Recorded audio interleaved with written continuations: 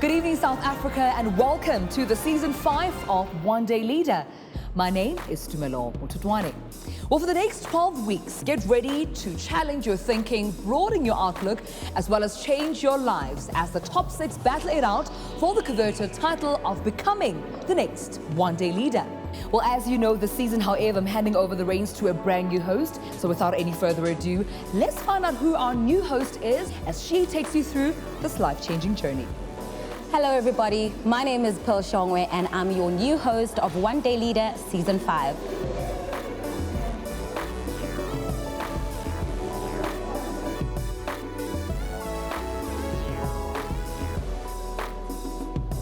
Well, Mzansi, just to give you a little bit of my backstory, I come from a place called Enidale in the south of Johannesburg, and I've always known that I wanted to be in media broadcasting, but my career really started kicking off in 2010 when I joined a youth radio station, and that is the place that really groomed me and sort of gave me ideas about where I wanted to take my career. I'm one of the country's most sought over female voiceover artists.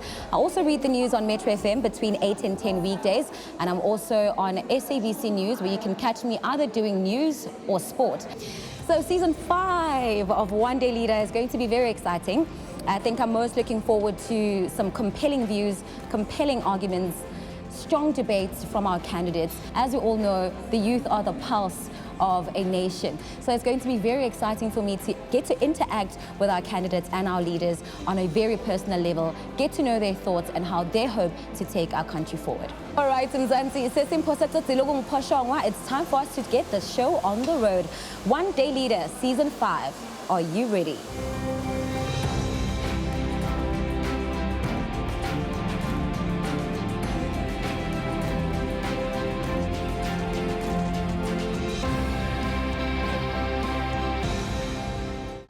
Big and warm welcome to you, South Africa.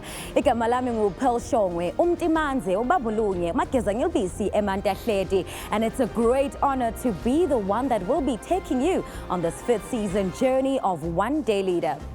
This year, once again, thousands of South Africans sent us their entry forms to take the chance, of course, at being the next great leader. From the level of interaction that our production team received from the entries, it's evident ukuthi intsha yalana eMzansi certainly have a hunger to lead. What a time to be young and alive, being in a position where you, as a young person, can bring about positive change into our country. Well, there is no better time as now in our political climate that South Africa needs innovative ideas within our leadership to bring about positive change and progress into the lives of ordinary South Africans. Nikumbule Makaya that you can also play an active role by sharing your comments on our Facebook page, One Day Leader SA. Also visit our Twitter page at One Day Leader or hashtag One Day Leader 5. Before we meet these young hopefuls who have taken the bold step to lead, let me reintroduce to you our judges for this brand new season.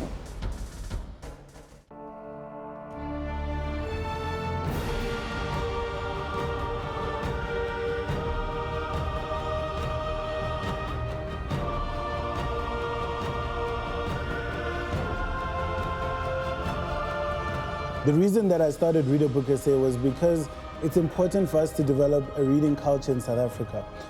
We're a developing country with people with immense potential, great infrastructure. It's a beautiful country.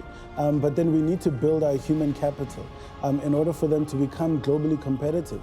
And one of the ways is to inspire them to read books for pleasure. I'm very excited that I'm a part of One Day Leader Season 5. I'm looking forward to seeing the future leaders of the country as we develop them, but I want to see them, take initiative.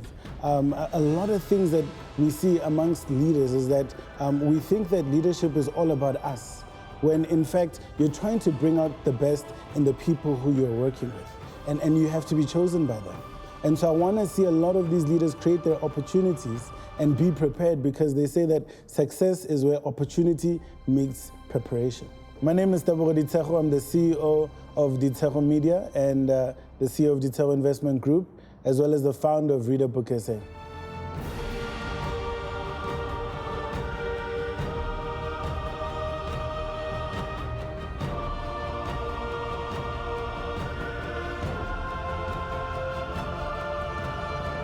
I've been very passionate about the environment and climate change since as far back as I can remember.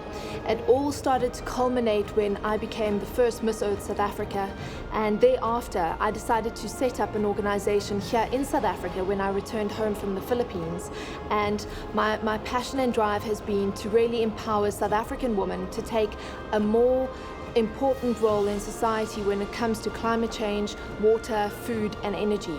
Looking at how can women play an important role within their communities and take that further to look at career opportunities within the space so that we ensure that we have powerful women in all corners of our country who are championing sustainability, environmental issues and climate. In South Africa right now, the most important thing we could give to our youth is empowering them with unlocking their own leadership potential. So to season 5, it's an exciting opportunity and I look forward to how the road will unfold.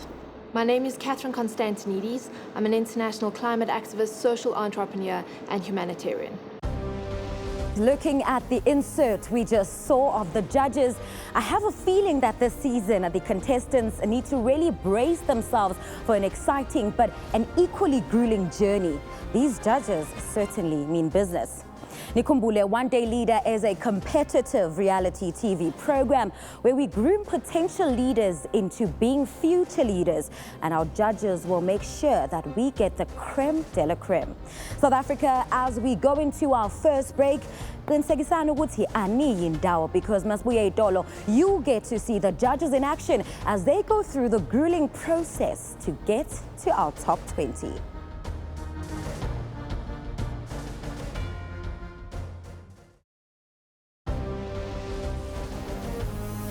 Welcome back. You are still watching One Day Leader Season 5 right here on SABC1. We've just heard what our judges had to say. On my end, I also have a few new surprises in store for you, but you'll have to stay tuned for the remainder of the program to get to see what those are. Remember, more than 1,000 contestants entered this season and they had to go through a narrowing down process from the top 180 to top 90, then from top 90 to the top 45. And now it is crunch time where they need to get to the final top 20. With the caliber of contestants we received for this season, it was certainly not a walk in the park for our judges to make those final selections. Mzansi kuthiwa isizwe saziwa ngenhlobo yabantu abahlala kuso. Ngakho-ke, the judges wanted to hear from the contestants exactly what kind of people their leadership style would produce in South Africa. Asiza ukuthi ngabe bona bayithembeka ngakanani. This is what they had to say. For me, the exciting thing is that we get an opportunity to have a look at a pool of young talent that really believe not only in our country, but in themselves.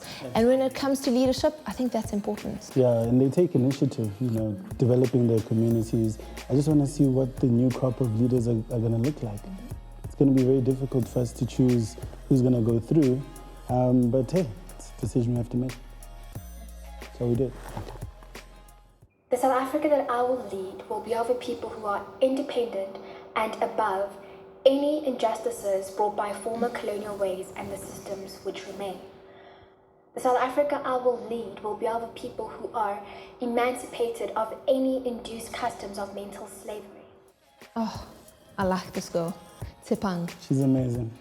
She's great. Obviously, this girl's one bright mind, and I can't wait to hear her debate. The South Africa that I want to lead is of a people who are committed to using their skills to better develop our country. It's a South Africa of people, rich and poor, young and old, who want to work collectively to make South Africa the utopia it is meant to be. That is the kind of South Africa that I imagine. Sydney's back. Yeah, I don't think he should be coming back. I mean, he was top 3 last year. He did very well. He almost took it. Unfortunately, years at home didn't come through for him, but I don't think he needs to come back to One Day Leader. I think he has done well. He needs to move on and start leading his community. True, but I'd like to be able to ask him the question, to ask him why is it that he's come back? What is it that he feels he could better? What else does he want to achieve? Kathy, you still want to talk to him? I think we have to give him the opportunity. I'm a bit disappointed in the video. I think being top 3 from last year, I expect that his video would be of a better quality. Yeah. But I want to be able to ask him, why has he come back? What does he want to achieve? Especially when he was just such a powerful debater. Yeah. He was such a key, instrumental contender for the title last year. So I think we should maybe consider giving him an opportunity to come back in the top 20. Let's chat to the man. I'm not sure about that, but... Look, we can discuss. You're making good points, but let's see. Okay. Here's another one. The South Africa that I will lead will be of people who are treated equally. We live in a facade of a rainbow nation. People who are not perfect but strive for perfection. They will fight for whatever it is that they want. The people who are empowered, educated and liberated thinkers. They understand that they are there not just to profit but to serve. My leadership will produce citizens whose voices are heard. I will be leading with people who are free of mental oppression and not denied or lacks any basic human rights such as access to food, education, health or social security. No. The setting is wrong. I'm sorry, like a leader for me, I can't feel like you got up this morning, you're sitting on your bed and you thought you're going to send us a video. No. Because as a leader, location, setting is important, even just for this video, which is your entry video into our world and into the One Day Leader space. The only problem is that some of the things didn't really hit home because the way she articulates things is not quite clear. So she needs to work on the way she presents information, and I think that worked against her. Oh wow, some bold answers from our contestants. Judges, welcome to One Day Leader Season 5. What can we expect from you this season? I think that it's really important for us that these contestants arrive as leaders. They bring us everything they can. They only have one chance to really blow us away, and there are only 6 final spots. So it's really up to them to bring their everything. I want charisma, I want style, I want tenacity, and I want hunger. I want hunger from these 6 people that will take our final places right through to the end of the season. I think you should expect a lot of twists and turns, very tough from the judges. We're not going to be easy on the contestants because even a Chinese proverb says that a diamond requires friction for it to shine. And we're going to be creating a lot of friction, even between the two of us. We'll be disagreeing a lot on a lot of issues. And we want to develop visionary leaders who are able to turn vision into reality. And we hope that we'll be able to develop team builders and team players who will be able to take our country forward after the show. Nikumbuleke Mzansi, you will have a very active hand in choosing these leaders as the season progresses. So make sure to watch them very closely as our judges begin their journey with them. You've heard what some of their first words were as they promised to transform the way in which ordinary South Africans will look at life and themselves. It was not an easy process. Kodwa sisibuza who the judges chose as their final top 20.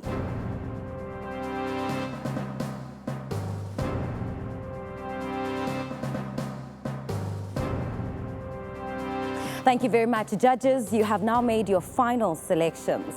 And standing next to me here in studio are the top 20 finalists who have made it through to the last phase of auditions.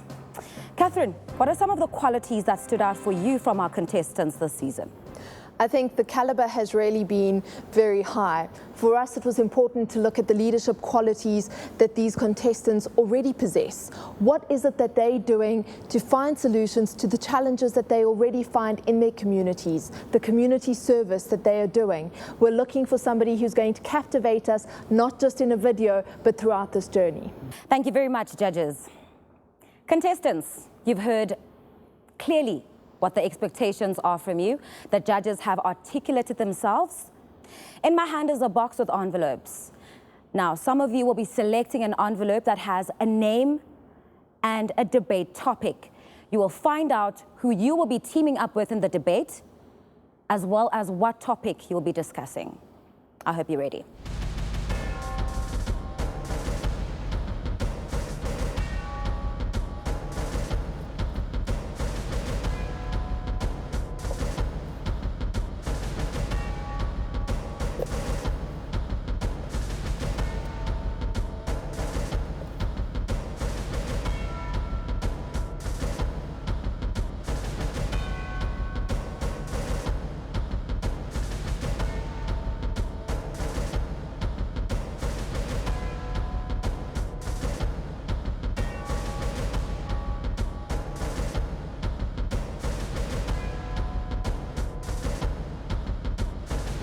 Thank you very much, contestants. You have now selected your debate topic as well as your debate partner.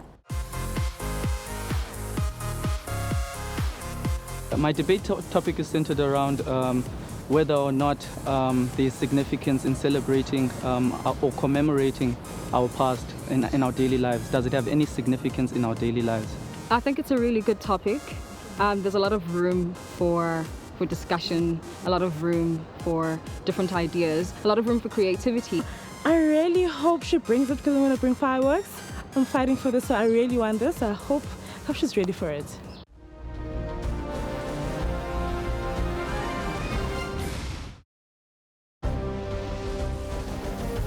Asiphinde sinamukele futhi la ku-One Day Leader ku-SABC1 Mzansi for sure. Of course, this is a competitive reality TV show that grooms potential leaders into being future leaders. Igama lami Shongwe kodwa la bangijwayele bangibita ngala Mtimanze. By the end of this episode, we will know exactly who the top 6 contenders of this season will be.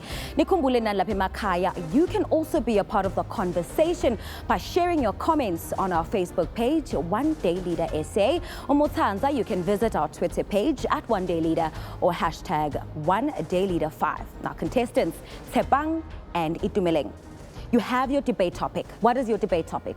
Why is the preservation of one's own culture seen as further contributing to segregation, tribalism in South Africa? Now let me quickly take you through the rules of engagement. The rules of debate are, you have 30 seconds to propose, 60 seconds to debate the topic, and 30 seconds to conclude. And the debate begins now. I'll start with you, Tshepang. Would you please give us your opening statement? 30 seconds. I say the preservation of culture does not segregate cultures, because people who believe in a Mandela's Rainbow Nation see it as contributing to segregation, because they would rather have us focus on our similarities rather than differences, because of how sensitive our past is to differences. This hinders our process because it takes away from affirmative action and it perpetuates oppression, and no injustices of the past can then be corrected. All right, thank you so much, Tshepang. Itumeleng, the ball is in your court now. You guys have 60 seconds to debate the topic and unpack it. It starts now. Thank you. Now, the merits of this debate are not clearly defined and engaged. Now, allow me to unpack categorically my basis, and I'll give you time to respond just now. One cannot be looking into preservation of one's culture in isolation. I mean, we need to be focusing as to what is the problem. Now, the problem that has arisen through this is that people are dying. The ethnic cleansing in 1990 in Rwanda was due to the preservation of culture. The Hutu and the Tutsi were fighting against the assertion of one's culture. You look at statistically, 800,000 people have died as a result of that. And lastly, the minority groups are being oppressed. You look at women, you look at transgender people. Those people are being oppressed mainly because people are saying we are preserving what we call the South African culture or the African culture. Tshepang, you are allowed to interject at any time. Now, the idea of cultural preservation itself is not progressive.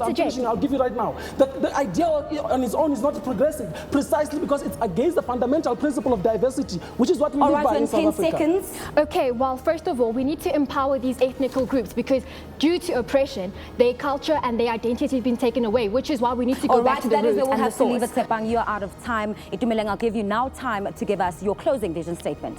Thank you. Now, the architecture of segregation in South Africa is due to the preservation of one's culture. A conspicuous case that I can reference to is the apartheid regime in South Africa that was due to the preservation of the European culture. That was mainly because people wanted to preserve their own culture, and it has led to that segregation. Therefore, any problem that we have in South Africa that is due to the apartheid regime is because of the preservation of the white culture. You look at the rise of the Rose Must Fall movement at the University of Cape Town and Oxford University. That was as a counter to the preservation of culture that has been happening throughout. Here. Thank you very much, Itumeleng. Judges, feisty first round of debates. Your thoughts, please.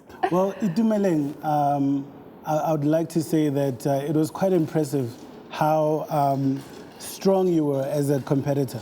You came out and you looked very confident at the beginning, but I think one thing that you need to be careful of is giving too much information in a small space of time. In order for you to be concise, you need to have those 3 main points, and then you drive them and say, these are the points. But if you try to do a whole academic thesis in a small debate, you're not going to be able to get your point across. So as strong as you are, calm down, have more poise, and give out your information so that we understand it correctly. Tshepang, when you came, I think my greatest criticism with you is how timid you are. So you look a bit vulnerable, you know, as if I were to touch you, you'd crack under pressure. And so I think you need to come across, your body language needs to improve, you need to come a bit stronger, but when it came to your debate, you were very clear. It's just that you allowed Tshepang Itumeleng to overpower you. So Tshepang, please be more bold when you come. Take over the show. Don't be scared to interject. A big thank you to our judges for their feedback in as far as that first debate is concerned. Now, Tshepang, Itumeleng, thank you very much. All right, leaders, it's time for us to welcome the second team to take the podium, Phinda and Sakhile. Please, take your places. Now, let's hear what your topic is, Sakhile. So the topic is, does the way in which we commemorate important days in our history serve any significance to our daily lives? Phinda, I'll kick it off with you. Your 30 seconds to give us your opening statement starts now. Commemorating our history is extremely significant to our daily lives, and I will give 3 precise reasons why. 1, Heritage Day. In a world where everything is continually westernizing, it is important that we as Africans continually remind ourselves of who we are and where we come from. Number 2, Human Rights Day. There is never a day where a human being should not be reminded of their importance to human society. Number 3, Women's Day. Our mothers, our sisters, our matriarchs, they are the lifeblood of this country, and we should celebrate them as such. Thank you very much. Your time is up. 60 seconds. Debate the topic. Engage. So in what you say, right, I find it a bit unclear in terms of how those direct holidays play a significance in direct proportion to someone's life. For instance, there's a culture that exists in this country that when there is a public holiday, you go out, you drink, you party, you don't actually do any self-reflection and understand why that holiday is there. Sakhile, my friend, our holidays serve as a reminder of who we are. It is like looking at yourself in a mirror. It is a reflection of where you come from and where you want to go. I understand that, leader. Listen to my question. A man without any history. Listen to the question. Yes. How does that play a role in someone's life when we hear holiday, we go out, we party, we don't actually understand or appreciate the holiday for what it is? The role that it plays in your life is it reminds you of who you are, where you come from, and where you want to go. You're misleading the country. That is not the status quo. If you do not know your history, you cannot say how you're going to go forward. You need to know your history in order to go forward as a human being. I understand that, but in terms of our holidays, Gentlemen, thank you very much. Sakhile, you now have 30 seconds to give your closing opposing statement. So I refuse to stand before South Africa and mislead them by saying that the commemorative culture that exists in our country is one that is acceptable, because it's not. When we hear holiday in this country, we don't appreciate that in 1956, on the 9th of August, 20,000 women marched against the apartheid regime, or that like students died for our liberal education system. Instead, we drink, we party, and that's something that is problematic for our society. This is evidence of a society whose commemorative culture isn't directly Thank you very much, Sakhile. Your time is up. Judges, your thoughts, please. Thank you both very much for that. Phinda, I have to appreciate in you, I see the two of you and I see who is sort of the most boisterous, and that has to be Sakhile. But I appreciate in you a quiet strength that I see. I love the way that you had your specific points and you drove those points and you held strong to those very points. And you didn't let him deter you during the debate session. However, Sakhile, you had a very good counter-argument in telling him why he is wrong, but you didn't come with your own opinion. And maybe you were going to come to that, but I really wanted to see what it was you were coming to the table with. It is wonderful to see you here again. Yes, your fourth time as third time. It's wonderful to see you the third time here, and I'm hoping that we will see why you're here the third time, and we see that hunger and we see that strength, and it's lovely to see how you have grown over the past year since the debates last year. And we're swiftly moving on to the next team, Anisa and Sigqibo. What is the topic? Does it make sense why South Africans accept an African American over fellow Africans? Sigqibo, 30 seconds. Culture, heritage, and religion. Now, for me, those are the 3 things that stand out in terms of being a South African. I am unique. I have a sense of belonging and I can relate to my fellow brothers and sisters. Now that is why it's important for me to receive first priority when it comes to auditioning for local film productions. For example, do African Americans have our cultures? No. Do they share our religions? No. That's why it doesn't make any sense to accept them over our very own. All right, Sigqibo, thank you very much. You guys now have 60 seconds to debate the topic. Okay, thank you very much. I just want to find out, you speak about culture, religion and heritage, and we are now looking at creating a United States of Africa. So if you're now saying that it doesn't make sense that they should have more advantage over you, can you please just explain that? First of all, we need to be proud as South Africans. We need to make sure that we are proud of our cultures, we are proud of our religion, and we are proud of our heritage before we bring in other people. We need to make sure that we have faith in our very own so that we can be able to create a South Africa for the people, by the people. Okay, just to add there, I just want to ask you, would you support the motion of the United States of Africa? Because it seems like you are more concerned as uniting one part of Africa as opposed to a whole part of Africa. So I just want to get your view on that. Well, my leader, Gaddafi, was for United States of Africa. But when it comes to the United States of Africa, it brings us Africans to unite and gel together first, and then we can look at the rest of the world as general. Thank you very much. That is time up. Anisa will now give you 30 seconds for your closing statement. Okay, so I just wanted to say that post-colonial borders have left Africa as to what it is today, and that is why we see and find ourselves where we are.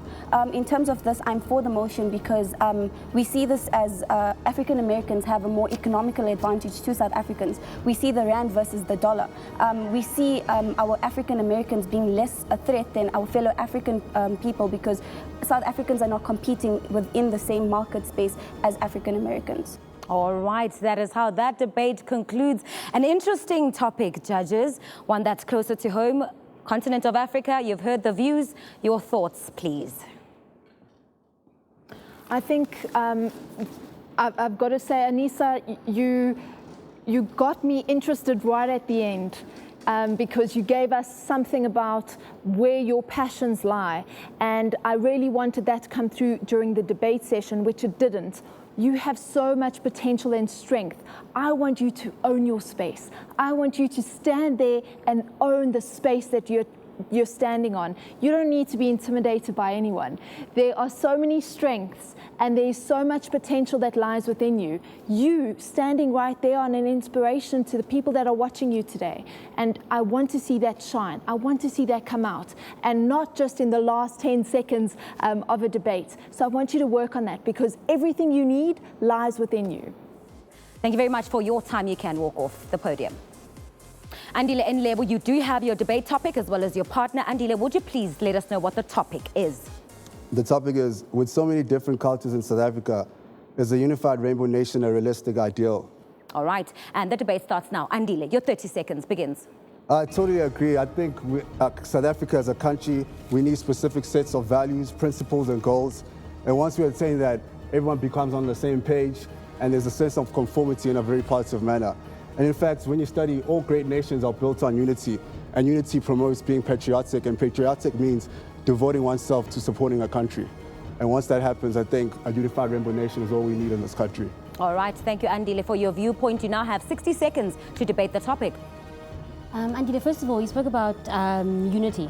I just want to know, how do you, because for me on my end, I think when there's so many languages, number one, as a barrier, because language barrier is one of the most critical challenges in unification. So if that's already a hindrance, how do we work against, and also patriarchy? I mean, we are all for the country. Not everyone would die today for the country. Do you know what I mean? But I think on my end, I think the cultural diversity comes with creating language barrier, stereotyping, resistance to change, because as well sometimes... Andile, you are allowed to disagree. You just agree with her at this point. Do you carry on, Lebo? Point of information there. I think what you're trying to say, I totally understand, but I think when you're not patriotic, it involves not understanding the history and the past of the country. But the good thing is that once you understand our history and past, everything becomes clear in the future. And that's what unity is about. But with the amount of languages we have in South Africa, do you think we can reach a point where it's not just about day to day, I can learn your language? If we have so many languages, I mean, in other countries, it's as simple as if you move there, you have to learn their language, for example. Your time is There's up. a lot of languages in South Africa. I will now give you 30 seconds, Lebo, to completely close off this topic with your opposing view. One may argue that language barriers sort of create a temporary weight within society because people can sort of learn a language. But now what happens when too many languages are being used in one space? On a small scale, if you have a job that requires customer care and you have to speak to a customer in a different language, what are the chances of sometimes having that a difficulty in knowing what they want and sort of responding back in a way that they require, you know? And let's be honest, people usually stand firm in what they believe Thank in. you very much, Lebo. That is where we'll leave it. It's on to our judges' table. Loving these debates, getting us so engaged. Yeah. Give us your thoughts, please. Well, that was a very interesting debate. Well done to both of you. Andile, I think you're using a monotone. So you're just saying, you're debating on one tone, you need to add a little bit of color so that you can grab our attention and keep it. Lebo, very impressed with you. I think, I don't want to, say dynamite comes in small packages, but you were dynamite. Thank you very much, judges, and thank you very much to our leaders. We have some more thought-provoking debates right here on One Day Leader.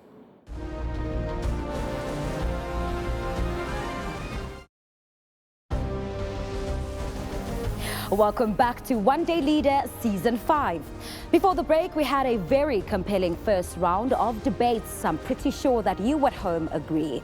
We're now just one step closer to deciding on our final top 6. Will any of the contestants we've just seen make it to the final 6? We'll just have to wait and see. Before we get into our next round of debates, it is time to reveal to you an exciting new feature for our finalists. Let's see the new One Day Leader House. The One Day Leader House is situated in the suburb of Bryanston, Johannesburg. This is where the top 6 of One Day Leader Season 5 will spend the next 3 months of their lives. But more than just basking in the delightful interior and fascinating views, this is where the 6 leaders will receive their tasks and come up with visionary ideas to inspire the nation and take Mzansi forward.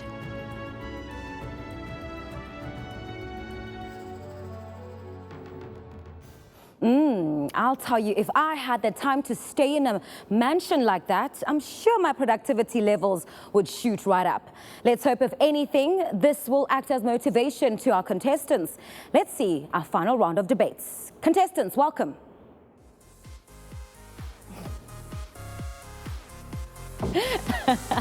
And what do you know? Celebrities coming in to invade the podium. What is this?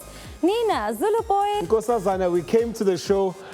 What we've seen on the show is that they're not in our league, you see. So we need to show them the standard. You know, I got Nina on my left. You know, she's a very good debater. I'm a very good debater. Showcase. Yeah. Firstly, I would say to be a part of the show, Zulu Boy, you'd have to comb your hair, but judges help me out. I don't know. Look, let's just give them a chance. Let's see what they do. All right, let's get down to it. I think that the topic is going to be, if you had to be the next South African president, what kind of citizens would your leadership produce? All right, Nina, your time starts now. I think if I were to be the next president of South Africa, I would produce a citizen that is educated, that understands from grade 1 all the way to matric, that is educated in their own vernacular languages. Zulu Boy. Yes. Okay, Nina, I think tradition is not good. It's not a very good tradition without patriotism, you see. Ngaphandle ukuthi uyiqhenye nokuthi uyiqhaye ngokuthi ubani nemvelaphi yakho sengishinsika ke nina ngazi noma uyanderstanda ke la uqhamuka khona imvelaphi yabona ngaphansi nina ngaphansi. First of all, we need to understand that tradition is just a faculty when it comes to culture and it comes to history. I think I'm going to speak to your patriotism in the fact that you won't let me speak. But it's okay, you know, men are important. But I don't think that you're speaking to the point here. here. The point is we need to be educated, and we need to be educated across the board. We can't be speaking Angiti, Zunglish, you know, those sort of vibes. Like everybody needs to be speaking like their full language, their full culture, and a full understanding across the board of all South Africans. What I'm debating is the topics that one should be educated in. The curriculum that is stated and put before Labantu Uti Sofunda Sharp, of course, education is the key. Yes. I understand that, but what are we learning? You see what I'm saying? So that's the most important things we should be Zulu Boy, focusing thank you upon. so much. 60 seconds is now up. Closing statement from you, sir. Closing statement, the debate was good, but, you know, putting a man and a woman, you know, I'm Zulu. So I don't know. I think if I had to raise people in the country, I'll make them very traditional and very educated. Yeah, and very patriotic. And with gold teeth. But let me find out from the judges what they thought about that. Well, I think my colleague Kathy was very, very nice to you guys because she sees hope. I don't see any hope. Bengizokhuluma nawe yabo. Phela kodwa sinabelungu lana sikwazi uma nesikhuluma idemocracy. Bayasizwa ngithi. Oh, niyasizwa. Nangithi yes, uzwile. But being a leader, you must also be able to listen. Khuluma kakhulu wena. Right. Cha ayinena ayikho lento ekhulunywa yilabantu. Listen, guys, that's fine. Good luck with season 5. We're gonna go make music and do comedy stuff. See you on Mondays. Mondays, SABC1. He doesn't even know where he's going. I'm the blind leading the blind. Bye. I'll tell you what, it was certainly an unexpected turn of events. I must say, before this, I never quite thought that those two would make such an exciting combination. Well, that being said, let's get back to the last decider of debates for our final 6. We now have our next 2 leaders, Sydney and Thandokazi, who have taken their places. Sydney, would you please let us know what the topic is? Is it fair for mothers to automatically be given more rights over fathers when it comes to custody issues? I will start off with you, Thandokazi, 30 seconds. In the middle-class income household in South Africa, it costs 90,000 Rand per annum to raise a child, which can accumulate to 1.6 million Rand by the time the child is 18 years old. How much of this constitutes the income of the mother or the father? Well, mothers spend at least... Don't choke, you have to pick yourself up and go. Fathers spend 47... We hear you. 47. We hear you. Oh. Your time is up, unfortunately. Sydney, it is now time for you guys to get into a debate. Do not give up on yourself. 60 seconds, unpack and engage. I just want to ask a question. When it comes to the New York Times recently conducted a study which shows that young men are less likely to be career-driven as opposed to women, right? So how is it going to work in the case where a mother has more rights than the father but has absolutely no time to give to the children? I think this is where joint custody comes in, Sydney. When we have joint custody, not only is the parent not only do the parents have more resources to distribute amongst themselves, but they also have the time and the energy to give to the child and also the quality time. So does that answer your question? It shows also that 40% of women in South Africa are single and do not have marital partners. So how is it going to work in a situation where the mother wants absolutely nothing to do with the father, but wants to have all these rights to herself? Doesn't that deprive the child the opportunity to get the experience of both parents into their lives? I think this is where education comes in. We educate the parents, the mother more specifically, that it is important to have a father role. I mean, in your life. I mean, we have All right, such thank you very problems. much, guys. That is how we'll close the debate. Sydney, please.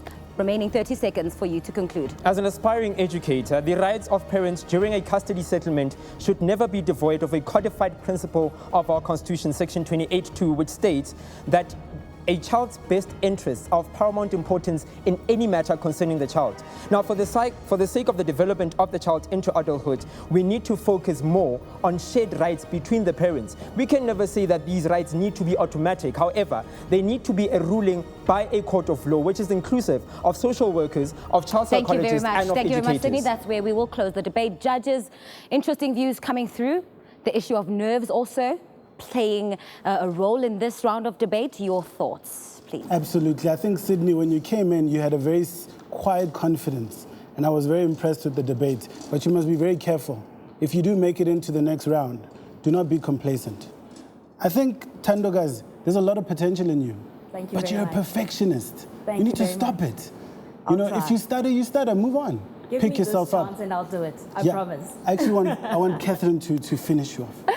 I want to finish off by saying that, you know, the potential in you is palpable. You can feel it, and you felt it when you walked up to the podium.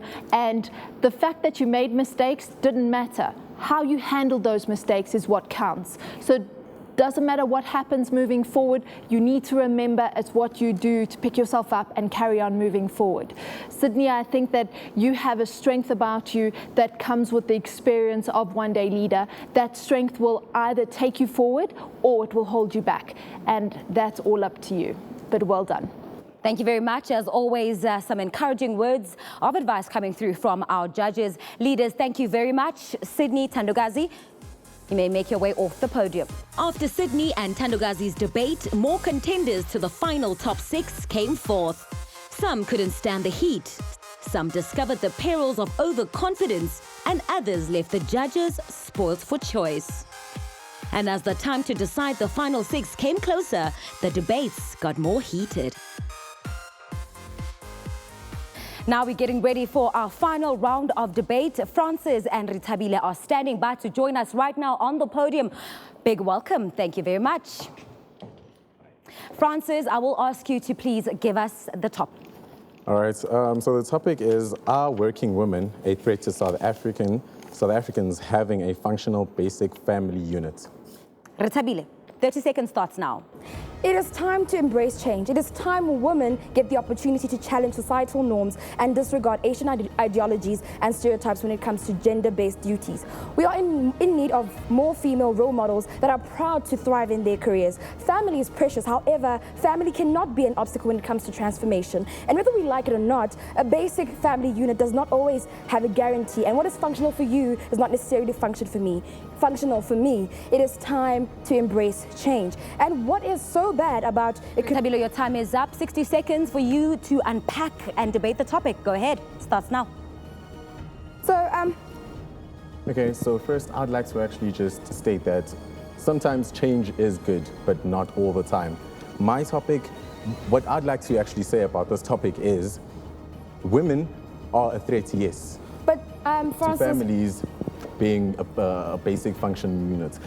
But you said that change is not always good. I understand. However, if you look at women being allowed to have the choice to decide whatever careers they want to thrive in, don't you according think, to tradition, according to tradition, which is what keeps us as South Africans in this country. South Africa depends on its tradition to remain what it is. Don't we look if at we lose our South Africa, then we lose who we are. We're not losing our South Africa. We're allowing women to have a choice and thrive in their careers. We're allowing time to change us. No, we're not allowing time to change us. We're losing ourselves. No, choice is actually very valuable. And if you look at it, we have example. We have people like DJ Zinta that's doing really well in entrepreneurship. However, your 60 seconds is up. Thank you very much, candidates. You now have 30 seconds. France, to close the topic. South Africa is South Africa because of what we bring together as individuals towards the Rainbow Nation. We are different entities coming together to bring together this one country. South Africa, to be precise, is culture, it is tradition. And if we want to remain the South Africa that we have been in the past, and we want to stay strong and true to our roots, what we have to do is stay close to tradition, keep the women at home, and the men. Francis, your time is up. It certainly isn't about right or wrong, is it? It's about who's able to bring across their points the best. Judges, your thoughts. Wait a minute, Francis. Yeah. Do you really believe that women should be kept at home? Not at all. Hey, I was worried. There's so many people watching right now at home. I know I'm gonna get stoned. I think you started off a bit weak, but at the end of the day, you started to strengthen at the end of the day. I think you're a very calm person. You have a calm demeanor, but doesn't mean that you don't have energy. And I saw it at the end. Rethabile, you've got a lot of potential, and I expected a lot from you. I wasn't too disappointed, although I feel like there's a few things we need to work on. For an example, you were overly prepared and overly reliant on what you had prepared. And so we need a little bit more wit. Think out of the box, listen to what he's saying, refute what he's saying. And I think then we'll have a more complete package from you. But both of you did quite well. What an exciting ending from our final debaters. But there we have it with some thought-provoking debate topics. Our top 20 debaters have come out tops and have made their mark. Well, we hope they have. The question is, was it enough to steer the judges in their favor? Mzansi, who do you think will make it into our final top 6? You're more than welcome to visit our Facebook page, One Day Leader SA, to share your comments on the debates and to name your favorite contestant. Also visit our Twitter page at One Day Leader or hashtag One Day Leader 5. Masbuye Dolo, the judges reveal their final 6.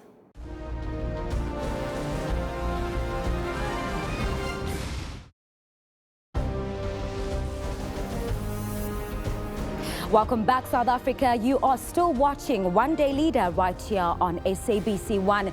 Now, before the break, we officially closed our debates for the day.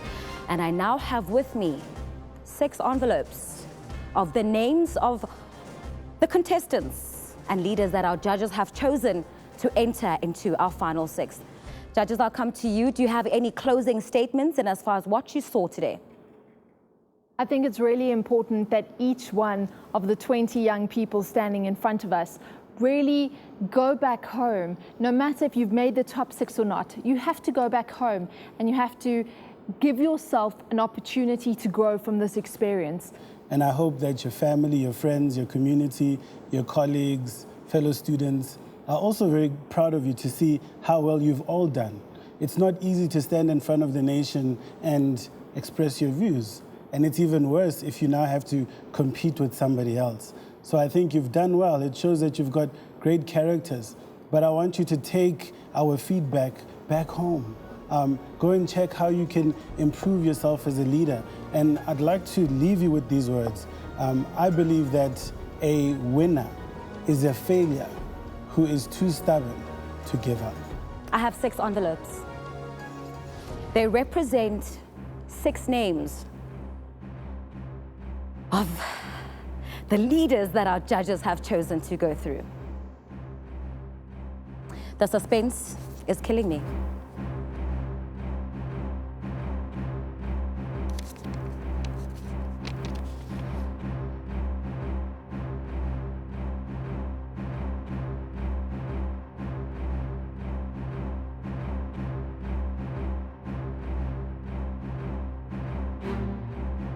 Ladies and gentlemen, as well as our contestants today, you will have to wait till next week to find out who has made it to the final 6 of One Day Leader Season 5.